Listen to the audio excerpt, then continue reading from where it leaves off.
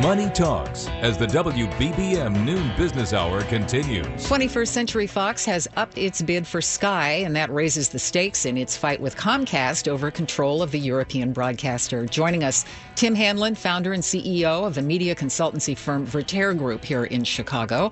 Welcome back to the Noon Business Hour. Tim, sketch for us what it would mean for 21st Century Fox to have Sky and Comcast to have Sky.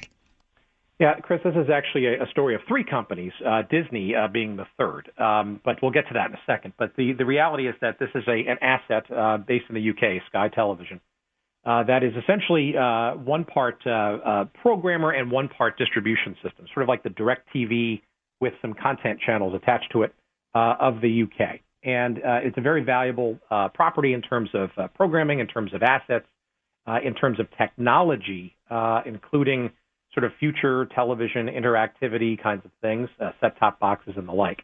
And it is absolutely a toehold, both geographically as well as strategically, for both companies. And Fox and Comcast are in a locked battle. Fox has been after this asset, which they already own 39% of already.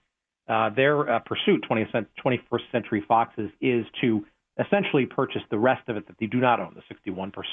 And that's basically what's up for grabs. And Comcast has been a bidder against 21st Century Fox for Sky for the last couple of months. What would be the most likely marriage here?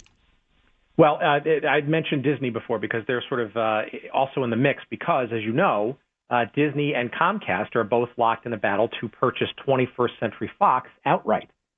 So in many respects, this is a very convoluted story because if Comcast were successful in getting Sky, that would essentially mean that they have would have a majority ownership of Sky and that asset. However, if Comcast is successful in purchasing Fox, 21st Century Fox, they would get not only the Fox channels and all of that, but they would get the minority stake that Fox owns in Sky. So in many respects, this is really a multivariate level sort of deal, sort of construct here. But the reality is that the future of television sort of hangs in the balance, especially across Europe, and Sky Television is a very prized asset amongst many big media companies. Tim, very quickly, who really needs most to be the winner here? Well, that's a great question, Jim. I don't know if there are any sole winners, right? The reality is that the consolidation is going on worldwide, and there are only a number of sort of prime assets that can ensure a success across the global scale. I would argue that Comcast probably needs a little bit more than Fox does, given that Fox has already a pretty established international footprint. This would just be the crown jewel if Fox were to get it. All right, that's Tim Hanlon, the founder and CEO of the media consultancy firm Vertere Group in Chicago.